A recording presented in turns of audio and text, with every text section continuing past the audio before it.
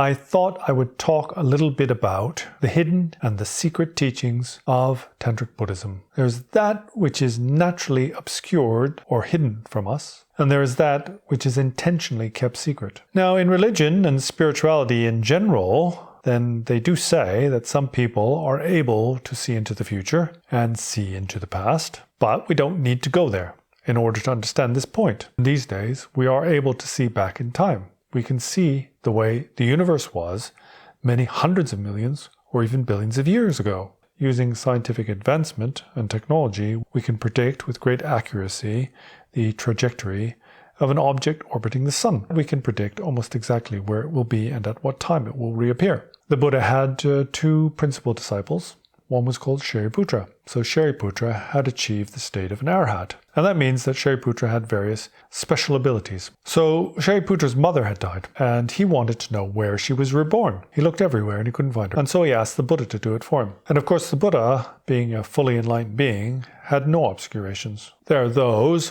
when they hear about the esoteric and secret inner teachings, immediately give rise to great desire to understand these themselves. And then there are those who, when they hear about these secret inner teachings, they think of some kind of really negative satanic cult. Famously, as Guru Rinpoche said, your view should be high as the sky, but your conduct should be fine as flour. And so you hear people who think that they've understood the teachings of non-duality say things like, well, I can do whatever I want because I've gone beyond duality. The teachings of the Chittamatra mean that what appears to you is the ripening of your karmic imprints. And so, if you have the karmic imprints to suffer, you're going to suffer, and it's going to hurt. As I said previously, then the tantric images, these are the images of tantric deities in union, were never showed publicly in the past. But these days, with the proliferation of information on the internet, then basically everything has been made public.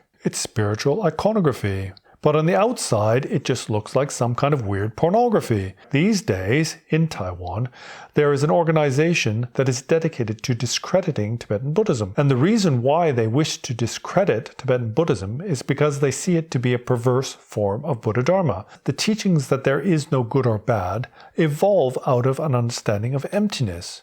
But if one gets this teaching wrong, it becomes, as I said previously, a permission structure for negative actions.